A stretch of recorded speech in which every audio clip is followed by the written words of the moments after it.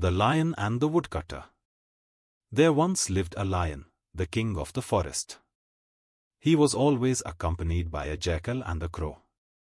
They followed him everywhere and lived on the remains of his food. In a village close to the forest there lived a woodcutter.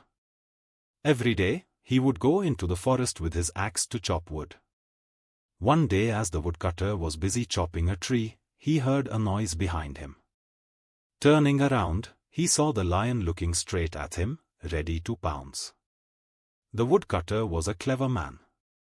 He quickly said, "Greetings, king of this forest. It is a pleasure to meet you." The lion was surprised. "A pleasure to meet me? Are you not afraid of me? I respect you a lot, lion. I was hoping to meet you. You see, my wife is an excellent cook. I wanted you to taste her dal and vegetables." "Dal? Vegetables?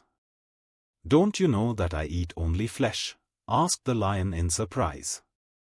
"If you taste my wife's cooking, you will stop eating flesh," said the woodcutter proudly.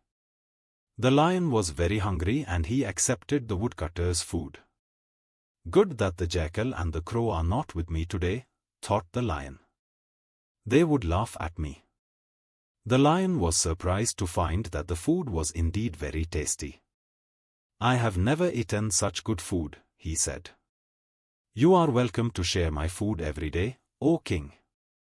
But no one should ever know about our friendship. You must come alone." The lion promised. Every day, the lion would eat lunch brought by the woodcutter and their unusual friendship grew to be stronger day by day. The crow and the jackal were anxious to know why the lion had stopped hunting. "We are going to starve to death if the lion does not hunt anymore," whined the jackal. "You are right," said the crow. "Let us try to find out what has happened to the lion." The next day they followed the lion from a safe distance and saw him eating the lunch the woodcutter brought for him. "So this is why the lion does not hunt anymore," said the jackal to the crow. "We have to get the lion to share his food with us. Then maybe we can break his friendship with the woodcutter and the lion will start hunting his prey again." When the lion came back to his den that evening, the crow and the jackal were waiting for him. "My lord, why have you forgotten us? Please let us all go hunting like we used to," pleaded the crow and the jackal. "No. I have given up eating flesh, ever since I met a friend who changed me from my old ways," said the lion. "We would also like to meet your friend," said the crow. On the following day, the woodcutter was as usual waiting for his friend the lion. Suddenly, he heard voices. The woodcutter was a very careful and clever man. He immediately climbed a tall tree. In the distance, he could see the lion approaching. With him were a crow and a jackal.